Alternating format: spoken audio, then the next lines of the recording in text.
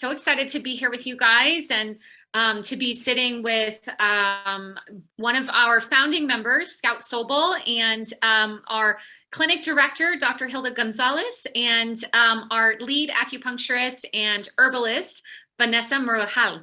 So as Suzanne said, Saffron Sage is a holistic healthcare provider. We are actually celebrating our 5-year anniversary this September.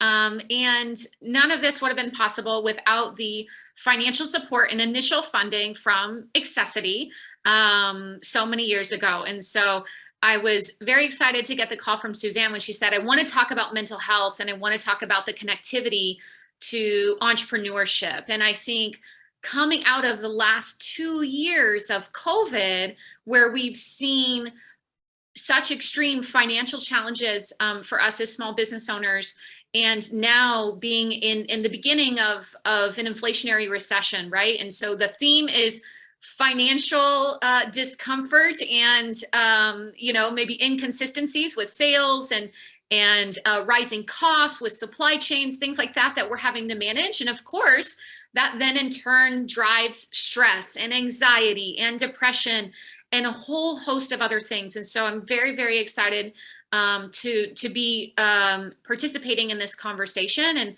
really excited to introduce you guys to the experts on our team and give you a kind of an insider's look about how mental health is practiced here at Saffron Sage. And that is in the context of both women's health as well as holistic healthcare. And so we take a mind, body, spirit approach. And as Suzanne said, I am also a practitioner as a spiritual director and coach, breathwork instructor, and Reiki practitioner. And so all of those components tie into different modalities and ways that we support our members with mental health strategies. So first, I would love to introduce you to Dr. Hilda Gonzalez and have her share a little bit about her background and her specialty and what she does here as the clinic director and practitioner.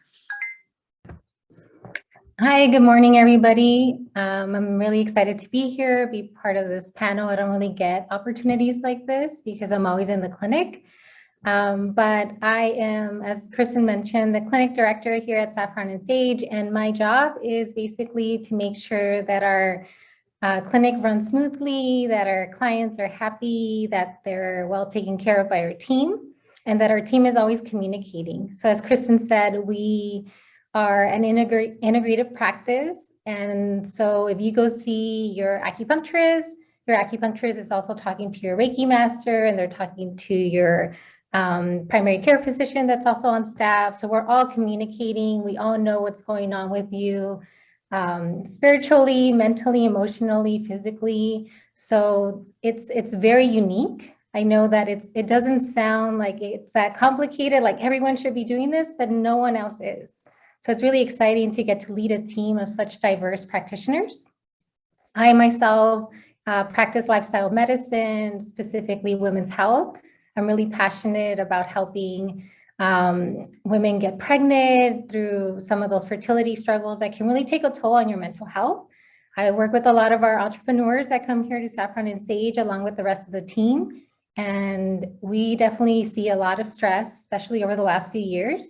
So our team has done such a beautiful job supporting them as they manage through all these unexpected changes. Thanks, Kristen. Thanks, Dr. Hilda. Vanessa's been with us since the very beginning. She was our very first practitioner. So please share with us about your expertise and how you're practicing here at Saffron Sage. Hi, everyone. Good morning. It's a pleasure to be here. Thank you for having me. I'm an acupuncturist, Reiki master, and clinical hypnotherapist. And I'm just really fascinated with the human mind. Every time I learn something, I want to learn more. And I'm really passionate about guiding my patients and our members through their health journey, especially when it comes to mental health, and seeing that transformation through the process is just incredible. Thank you for having me today. Thank you, Vanessa.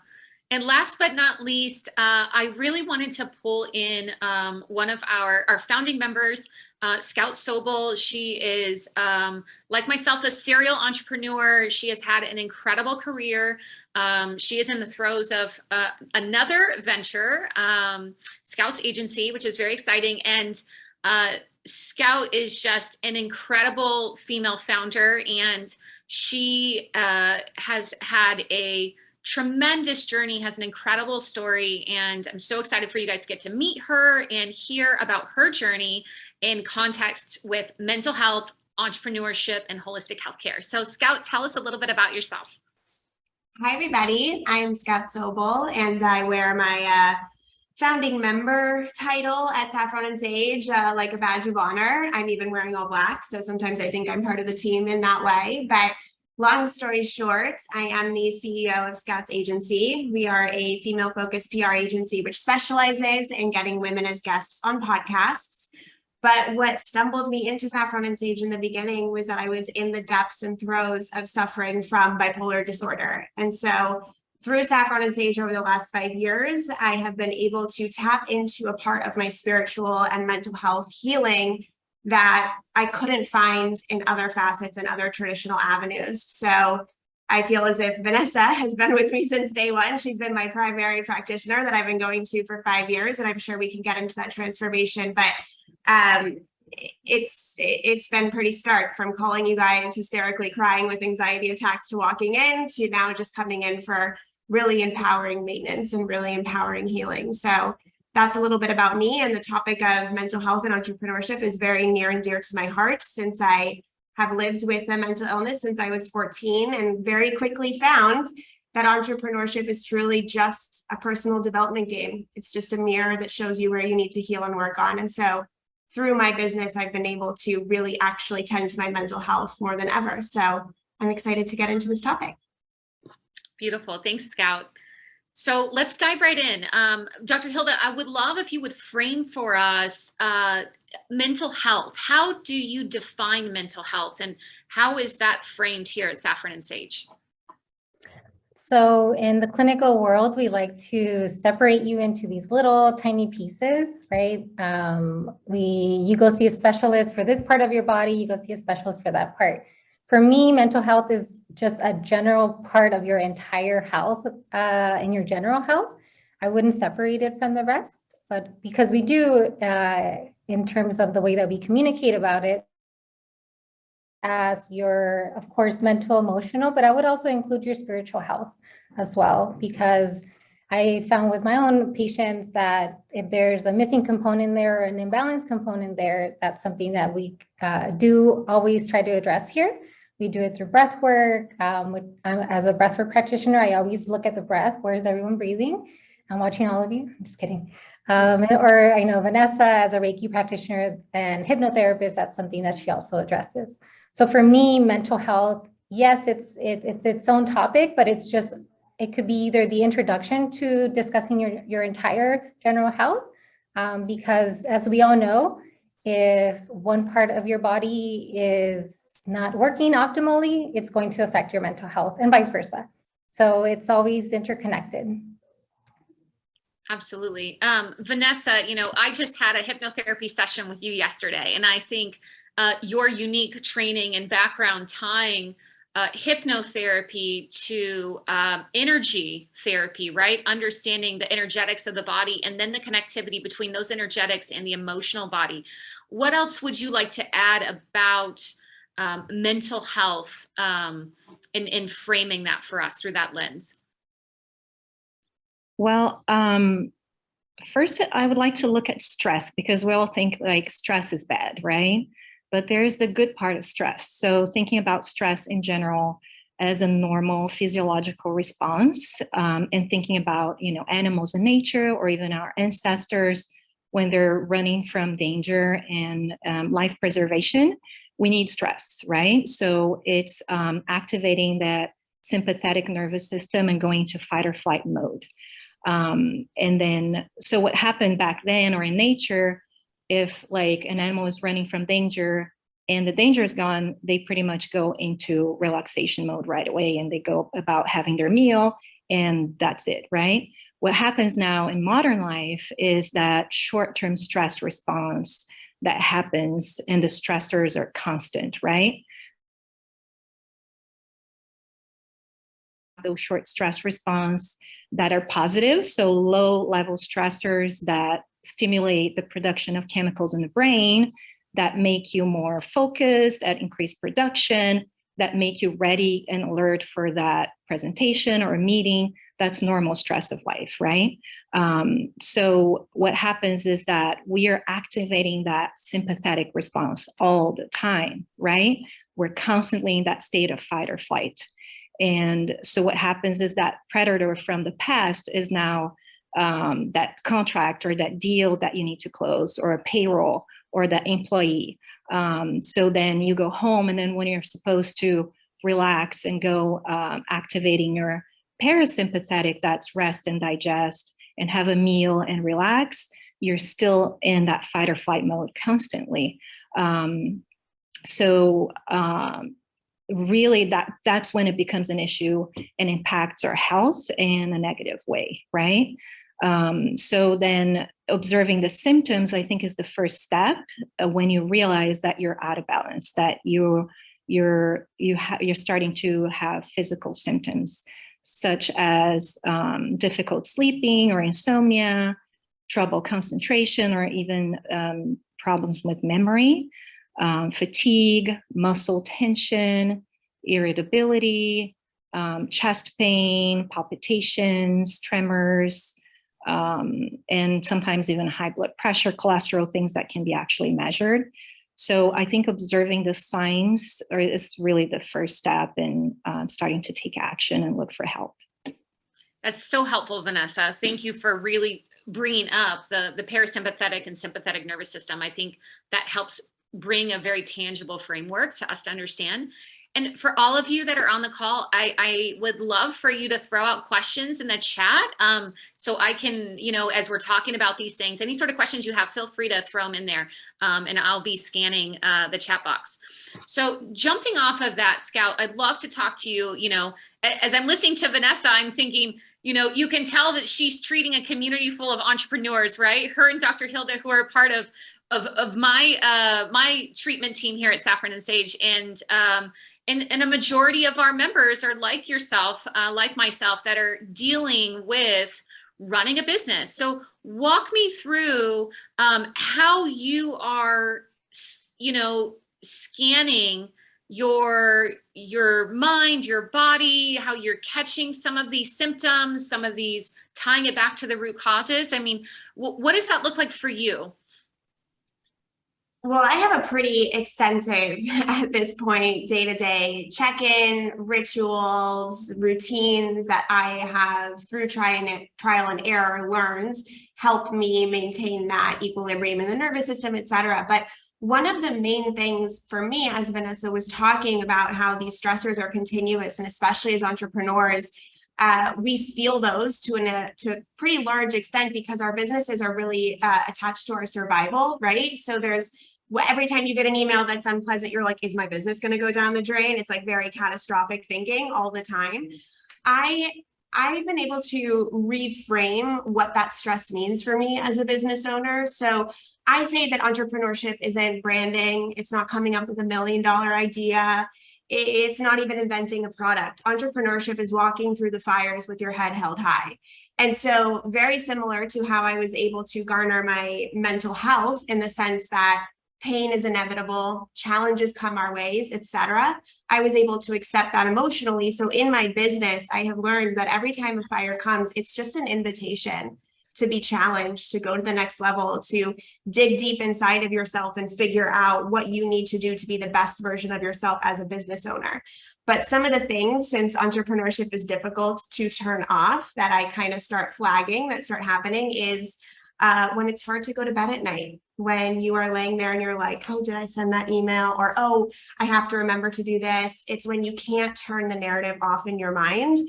That's when I know I am in dire need of some rest, some rejuvenation, a little Saffron and Sage session, a Reiki session, a hypnotherapy session, whatever it is.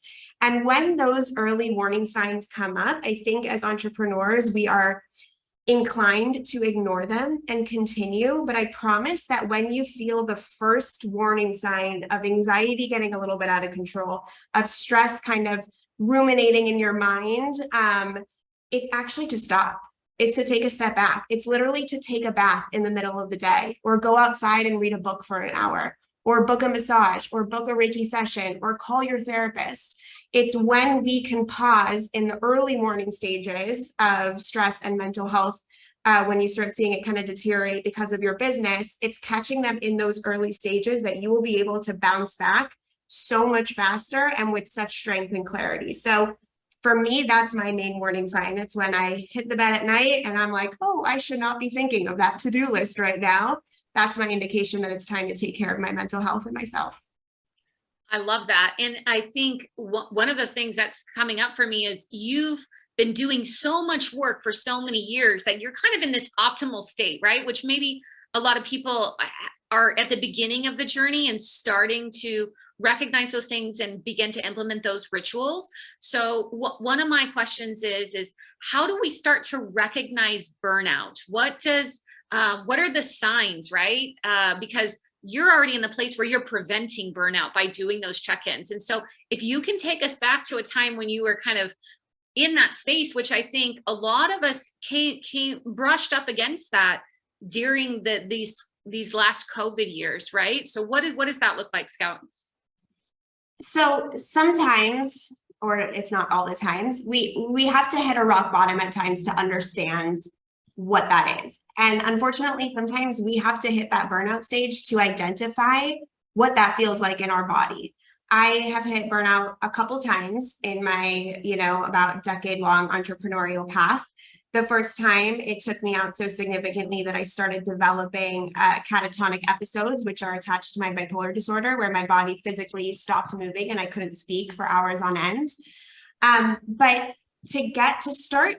to start getting acquainted with your body, right? Maybe you don't want to reach burnout. Obviously, that's the goal here. But sometimes you can look back in your past and be like, hey, when did I feel really clear and aligned and good and focused and energized? And when did I not feel like that? And starting to understand and identify the difference.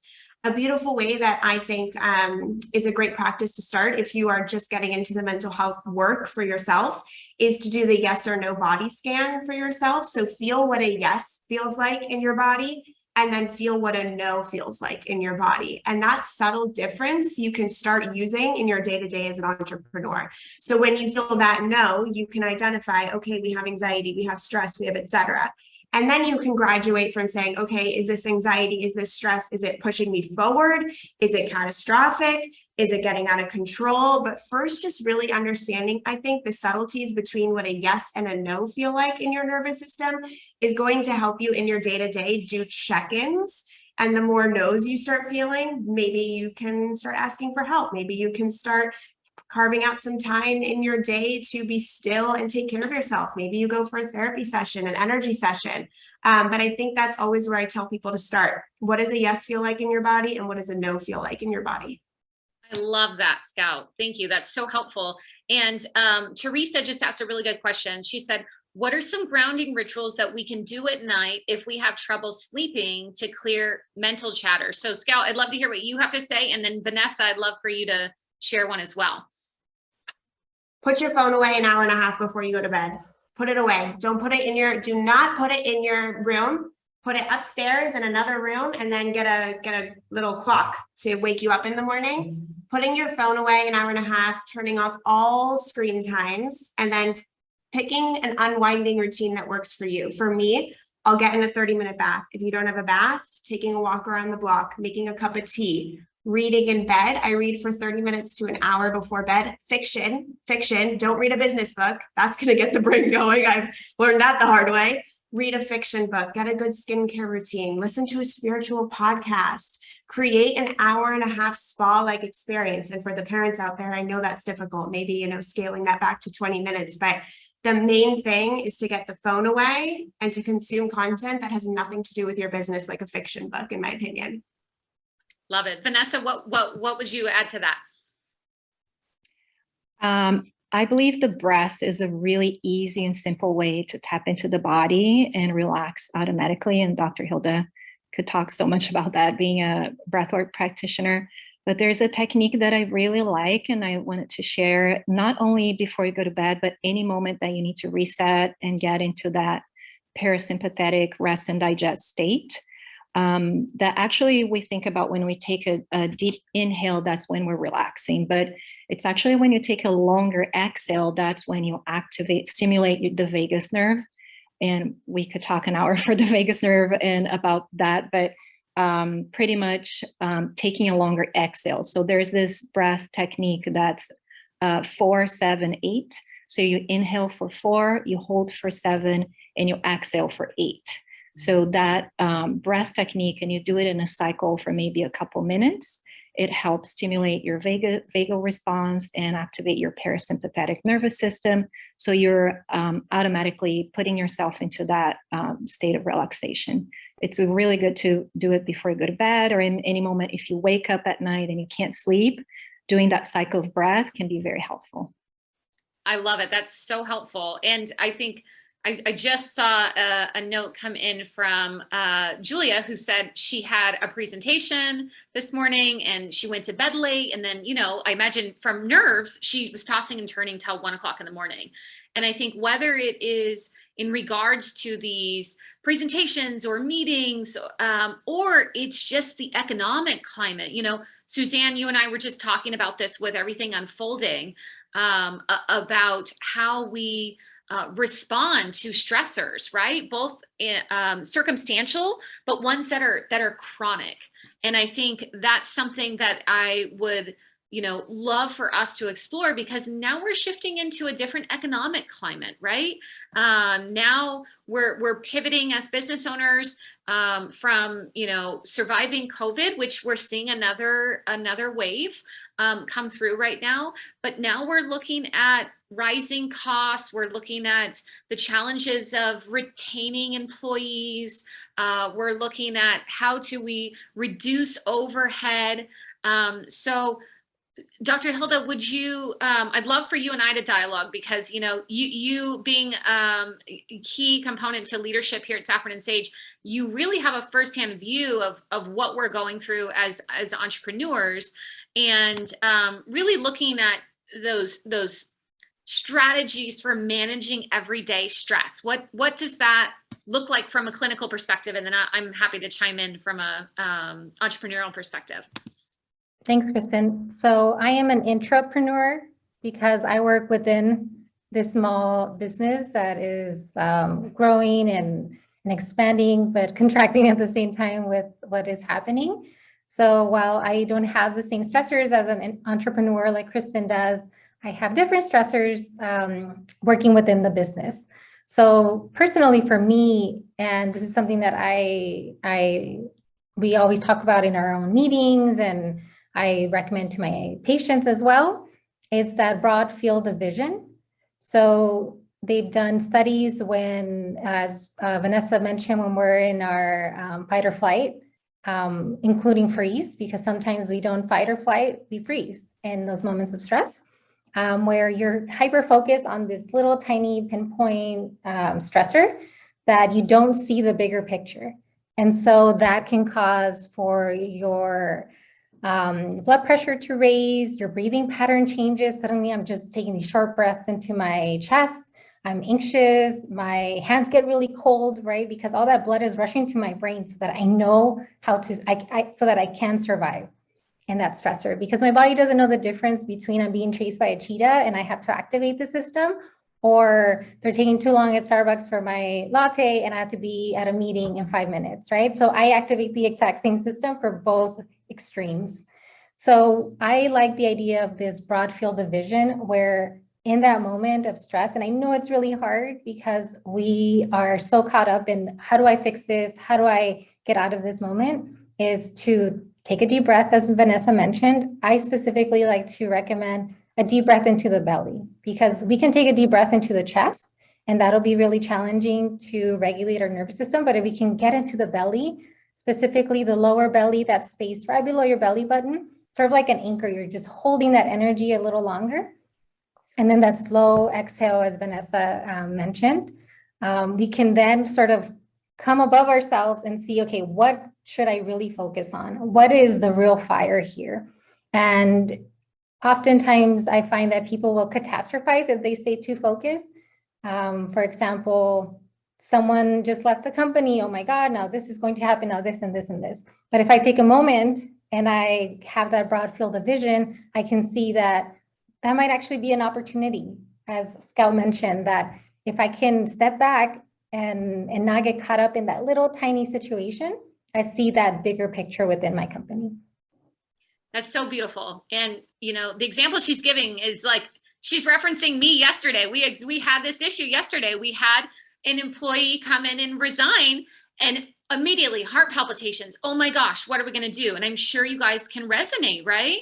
And for us as entrepreneurs, we're problem solvers. We started our businesses because we saw a hole in the marketplace. We had a problem. For myself, I had a major health crisis, and all of the avenues that I went down to try to identify the root cause and get treated for both the root cause and my symptoms, it wasn't there, right? And so there was this opportunity for this blue ocean business, this opportunity to provide a solution of what I so desperately needed and couldn't find.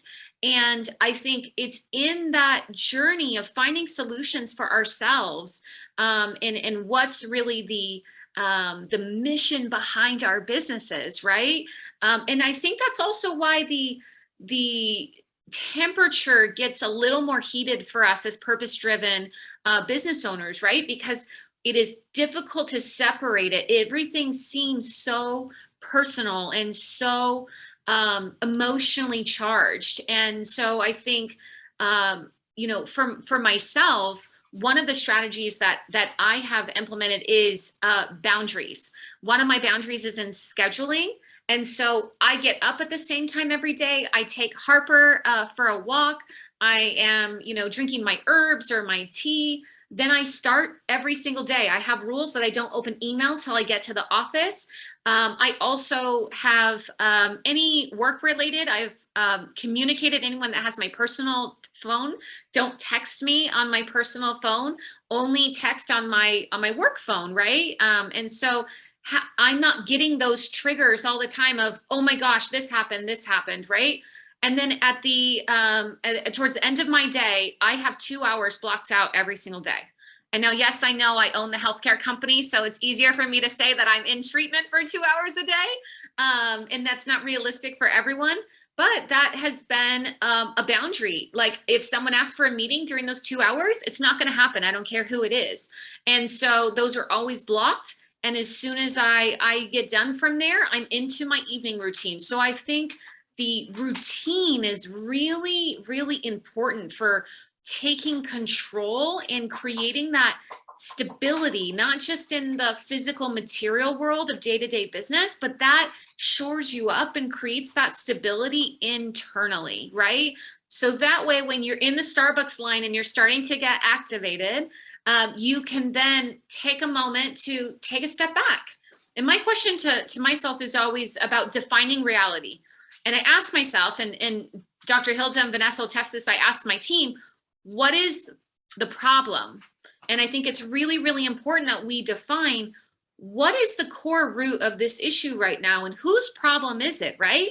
Because it might not be as big as we're expanding it out to be, or it might not even belong to us. And I think triaging our own emotions as well as triaging the problems that are occurring in the business, and separating those two is really important. Susan here, who owns a kombucha brewery, that is super awesome. And it looks like you've been in business for the past 6 years, talking about the struggle of surviving since the pandemic and since 2020. And so I really want to talk about that with you guys, because I think this is something that goes without being said, right? And yes, we've been in an environment where we've had access to financial resources to kind of help shoulder some of those burdens.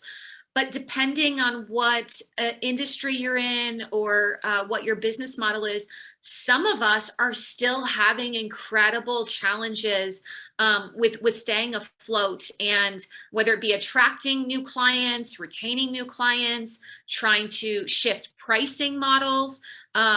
So I want to talk a little bit about, and Scout, if you have any insights, please jump in here, about how do we navigate the turbulent waters, right? Especially in heightened crisis environments, which is what really we've been in the last 2 years. And we have another couple of years, in my opinion, that we're going to be navigating the storm. What do you have to say about that, Scout, navigating turbulent waters? So I like to be really, really honest when I talk about the pandemic, because when I give advice and I help others, I want to make sure that the personal experience feels really true to me. And the pandemic was one of those things that my business actually grew in the pandemic. So I did not feel what so many small business owners were feeling. And yet every day my heart went out to all of them, because I know what that could have felt like, or what that would have felt like for me. The thing that on a mindset level that I think I kind of adopt every day, because whether you have a pandemic or not, as we were talking about those really, really, those fires that feel like big catastrophes, right? As entrepreneurs, we go through uncertainty every single day. Our paychecks, our payroll is not as fixed as necessarily a W-2 employee. And so being able to be in relationship with uncertainty as an entrepreneur, pandemic or no pandemic, is one of the most important muscles that we have to build. And that's something that I've worked on just internally. However, I want to be extremely mindful and like bow down to the entrepreneurs who are still killing it in this pandemic and still going, because that takes a lot. That takes a lot. And that energy and that attitude to keep going, like Susan has, is the thing that sets entrepreneurs apart. It really, really, really is. I just want to be open about, my business was not one of those that was affected by the pandemic specifically, but getting really comfortable with uncertainty as an entrepreneur, I think, is one of the best things you can set yourself up for, because we all have, you know, months where it doesn't go our way, or the contract goes through and we thought we'd have that money, or we have a cash flow problem, or the recession comes and people are kind of backing out a little bit, et cetera. And so this is not the first time that entrepreneurs will see a major phase of uncertainty. So kind of strengthening that muscle is something I do every single day, because we don't know what's coming, right? And that's not to be afraid, that's just the truth, right? It's just reality. And so being able to live in uncertainty, I think, is one of the entrepreneur's highest tasks on a mental health standpoint.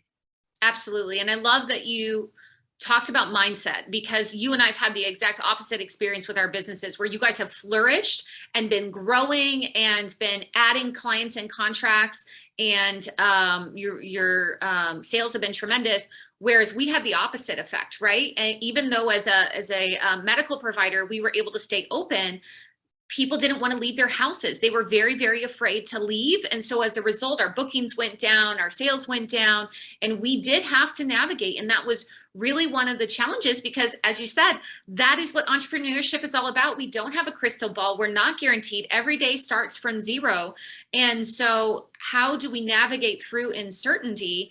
And what do we do to get our mind right? How do we stay positive? How do we stay focused? And, you know, yesterday, one of my fellow entrepreneurs that is a part of my community just told me that he heard a quote that says, "Scarcity breeds clarity."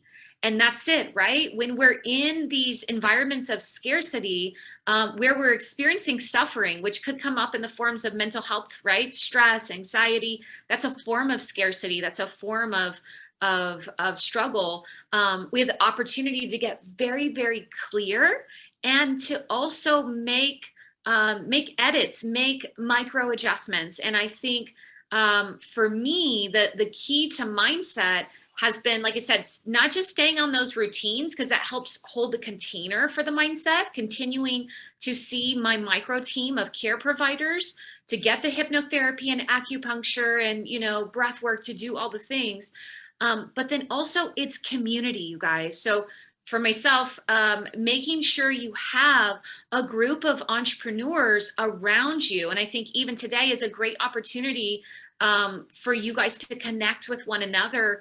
And if you're not a part, I have been a part of the Entrepreneurs Organization for the last several years, and that community where we have accountability once a month of coming together, discussing what's working, what's not working, you need other people who are on the journey with you, who understand the struggle, because you carry a different weight and responsibility that even your staff don't. Like Dr. Hilda says, I'm an entrepreneur, I'm the clinic director, but the responsibility and stress level is different, right? And it's not good or bad, it's just different. And so the second thing I would say to that is start building your internal team. You know, Dr. Hilda, Vanessa have been strategic members of our leadership almost since the beginning, actually. And I have an executive team. There's 4 members on our executive team, that from our operations director to our clinic director, our experience director, sales director, and marketing director. And these individuals help me navigate the uncertainty and help shoulder the responsibility and allow things to come off of my plate to reduce that stress load. And I think, again, how do we combat the experience of isolation in entrepreneurship? It's by grafting into your leadership team, grafting into a community. And Julia, I see your question. I will absolutely send you guys links to some incredible communities that you guys can get involved in that are available around the world. So that'll be a great resource for you guys.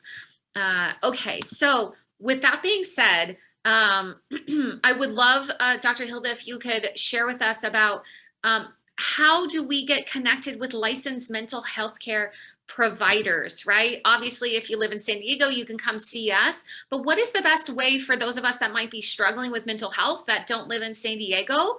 What's the best way for them to take next steps and get connected?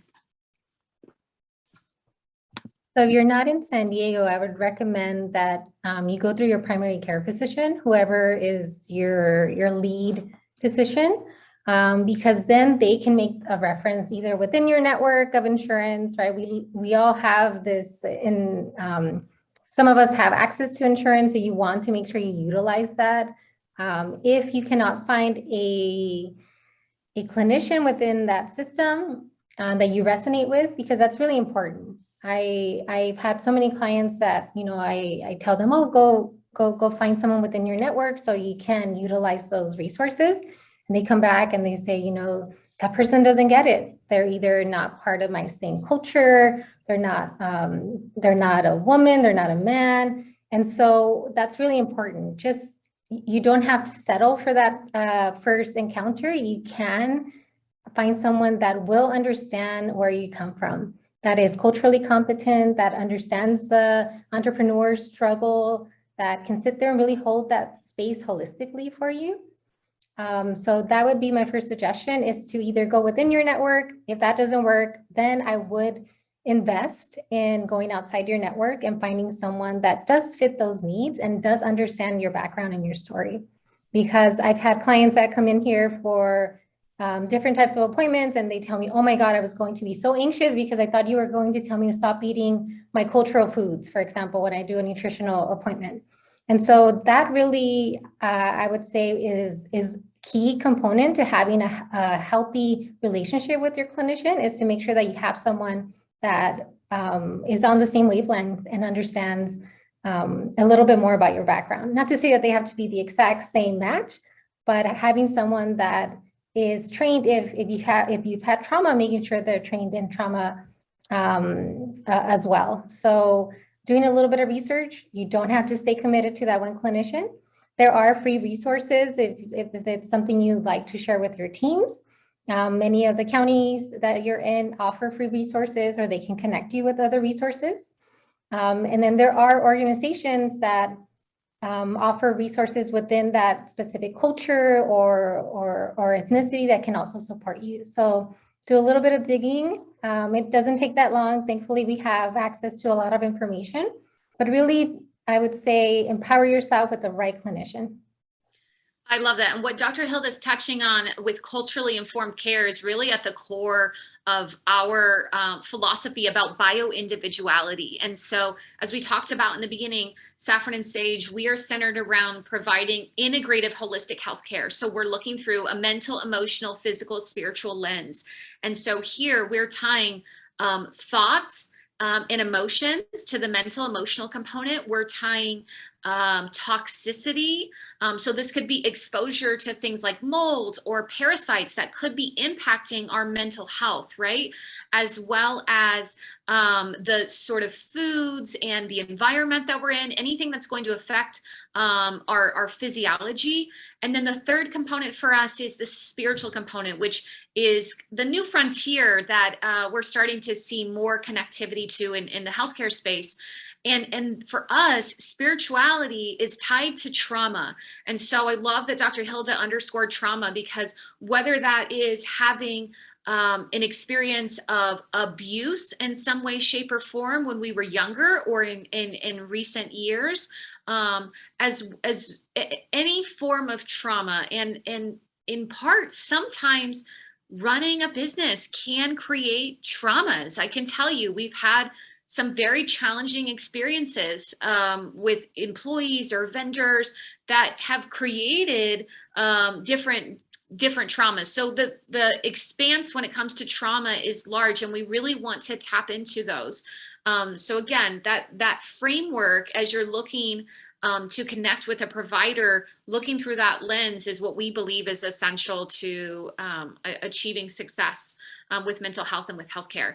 And I also am going to share a link for you guys. Right now, you guys can click on that link and book a complimentary consultation with us here at Saffron and Sage, and we'll help you navigate taking next steps. And we can do that virtually, or you're welcome to come down to our space here in San Diego, in Little Italy. So let me just pull back up my notes, because I want to dive into, I know we're getting to the end of our time here, but I would love to just highlight Scout's journey and Scout's experience. And I'd love to do those in conjunction with Vanessa, because as Scout mentioned, Vanessa's been her primary care provider here, and they've worked together hand in hand. So I'd love to illustrate what Dr. Hilda is talking about as far as creating a care team, and what the relationship looks like between the patient and the provider, right? For us as entrepreneurs and our support system. So Scout, tell us a little bit about, what life looked like in your prior business and before you came to Saffron. And I know you were navigating the traditional Western medicine realm when it comes to mental health and just healthcare in general. So talk to us about where you were then before we crossed paths. Yeah, it's a different Scout, that's for sure. So my story obviously starts in childhood, where a lot of our mental health experiences start from, but I always like to start when I was 14. I had my first depressive episode. And in high school, I fluctuated up and down. I had extreme emotional paralysis, where it was difficult for me to get to class, to get to school, to finish my homework. And it was really dismissed as hormonal teenage hormones. They weren't sure if something bigger was happening, but I was my only friend. I was like the only person at my school in therapy. When I went to college, I started losing touch with reality. So I started getting paranoia and psychosis, extreme depression. And that's when I started down a much more traditional journey into the mental health world. So I was going to traditional therapy, going to traditional psychiatry. And at the age of 20, I was formally diagnosed with bipolar disorder type 2. With that, I've experienced a bunch of mental health symptoms, from depression, anxiety, hypomania, suicidal ideation, catatonia, psychosis, and paranoia. And I had to drop out of college. I couldn't hold a minimum wage job. And conversations around if I was going to be able to function in society were being had with my doctor and my psychiatrist and my family and my therapists. They locked me up in a 5150. I went through outpatient twice. It was a mess. It wasn't great. And then I found entrepreneurship at the age of 21. I was sitting with a friend, and I looked at her and I just said, "Do you want to start a magazine?" And we were going to just print it at Kinko's and, take all the photos with disposable cameras. And it was just going to be an arts and crafts project for our friends. and something in my mind switched. Maybe it was the hypomania, or maybe I found my purpose. I don't know. But suddenly I went home and I all of a sudden had meetings with the top printers in the area. All of a sudden I was like, I need $10,000. I launched a Kickstarter campaign, and our third issue was sold in newsstands and Barnes and Noble locations across the country and had Halsey on the cover. And suddenly I went from the girl who couldn't be a hostess and had to live with her parents and couldn't finish college to over-functioning and finding a framework that worked for me.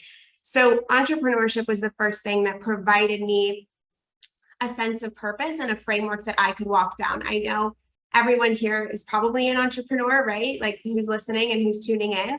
There's a reason you became an entrepreneur. And that's because that framework and that container is so perfectly specified for you and the way your mind and your heart and your soul works. So always coming back to that passion and that purpose is so important in moments where mental health is deteriorating or the outside climate isn't working, right? There's a reason we're entrepreneurs, and we get to fully embody and claim that no matter what's going on in the outside world. So just because I found entrepreneurship at 21 does not mean that my mental health journey was, perfect. I came to Saffron Sage 5 years ago. I was 26. I was 26, and the Western way of traditional therapy and psychiatry, while extremely important for so many people, was failing me personally in many ways, and I needed something more. I was desperate. And a friend brought me to the opening party of Saffron Sage, and that's when my mom offered to pay my subscription for the first year, and I became a member, and I started walking down, what does it look like to treat myself holistically? What does it look like to add Reiki and hypnotherapy and cupping and acupuncture? Acupuncture is not my favorite, but I do it. All of the things, right? Like, what does that look like? But when I walked in the door of Saffron Sage, I'm sure Vanessa can attest, I was a different person. I was in crisis mode all the time. I could let Vanessa talk about that because she watched me walk in tears many, many times in the beginning. Thank you, Scout. Thank you for sharing your journey. It's been so beautiful to watch the unfolding the last 5 years. It's just incredible.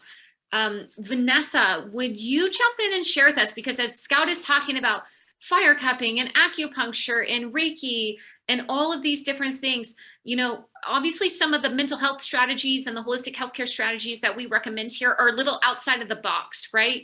Can you talk to us about some of these modalities and why they are so helpful and what specifically how they tie into mental health? Vanessa, you can also use me as an example. There's confidentialities out the window. You can say whatever you want to illustrate your point. I'm good with it. Yeah, I was going to say it's just been so incredible to watch Scout's journey, and she's the perfect example of a member that comes in. And I remember that day at the party, and I met you that day, and then you've been with us this whole time, and it's just watching you flourish, and it's just been phenomenal to see. Like, one day she sat down and I was like, you're literally a different person, and see your light shine is just that's what I do really. And we are here to support our members in a way that really the healing happens from within. You did all the work. We're here to guide you and support you and educate our members, right? But Scout is a perfect example because she comes in and she's committed, and she comes in even when she doesn't want to come in, she comes in. Even when she doesn't want needles, she'll get needles, So it's so important to, that illustrates how important it is to add different modalities, because everyone responds different to each modality, right? And sometimes seeing a different therapist or having a modality you haven't tried before can add into your healing journey in a very positive way. So that's what we offer. Really, it incorporates all these. That's why I love the integrative model, because then there's something missing here. Okay, what's missing? Oh, there's some trauma or something that we need to dive in a little more. So let's do hypnotherapy. And then we can dive into more like past issues and things like that. Okay, there's more physical, so let's go with cupping. So really incorporating all these modalities is really how I see in most of my patients the most success in their mental health journey. Vanessa, can you talk to us about acupuncture, for example? Because I think this is such an incredible modality for mental health. Like, give us some highlights of, if stress or anxiety. What is acupuncture actually doing? Because I think all of us, if some of us haven't experienced it firsthand, we've seen the needles and it's a little, Hannibal Lecter can be a little scary or intimidating. And it's not our first thought, right? For those of us that have grown up in Western medicine, when we talk about mental health, we don't think about that. So walk us through, what is the science behind that, and how does it help with mental health, or how can it help? So really, acupuncture is, it works the body as a whole, right? So what we're doing, we're looking at all systems. We're looking at organs and meridians and systems in both ways. So we're looking at Western and Eastern. So when some comes in, first of all, the needles are very, very thin. They look like, it's like a hair. They're very tiny. So when we're putting needles into the body, what we're doing, we're bringing the body back into homeostasis, right? Going back to what we were talking about before, when is the body's out of balance and you start to notice symptoms. So what we do a comprehensive intake. So we're looking at your body and your organs internally. We're taking your pulse, we're looking at your tongue to see what's out of balance. And then we're looking at putting in different lenses, right? It's like, how can we bring your spleen back to balance? Or, okay, your heart, there's too much heat in the heart. So how can we clear that heat to bring you back into calm into your chest, right? So we just look at things a little bit differently. And it's almost like we're playing detective and looking at things internally and see what needs to come back to balance. And then that's how we select the points. And putting the points in, for example, if we do ear acupuncture, there are points in the ear that will activate, again, the parasympathetic nervous system and work directly in regulating your nervous system and bringing you back into that rest and digest so that you can relax, right? So it's really a combination of things. And having not only coming in and getting treatment and jumping into the table, but also having your tools so you can use outside of here. So then we're able to guide you in your lifestyle or give you tools to use. I like to give my patients homework, things that they can do at home, right?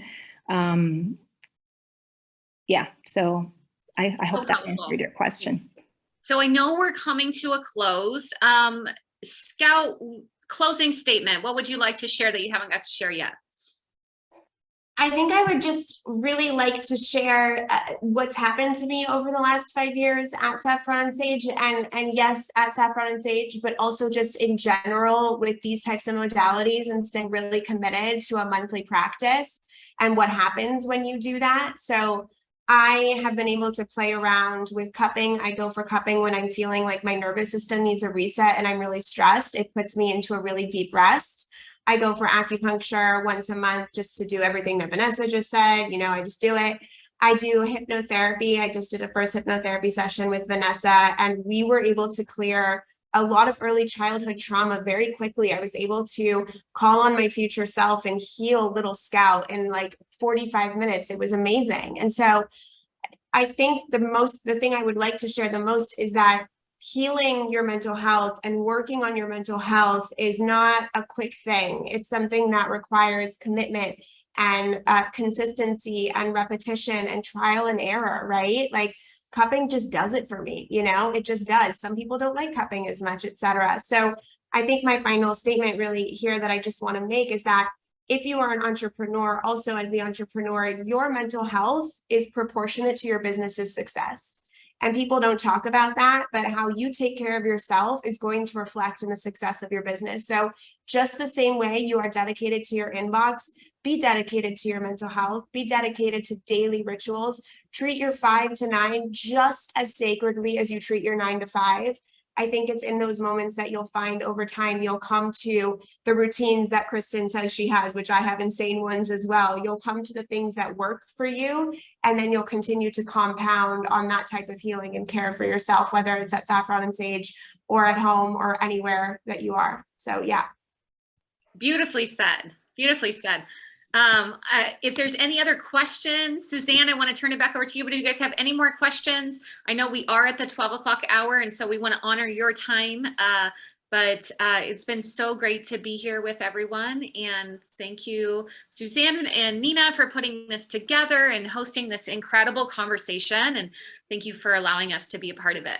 Yes, thank you so much, Kristen. We're just so happy and excited to be able to partner with a business like yours that's really making an impact in people's lives. So thank you so much to you, your wonderful team. Thank you again to Nina for helping me organize this webinar.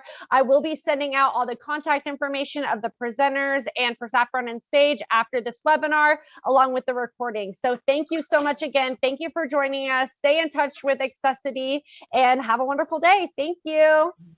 Bye, everyone. Bye.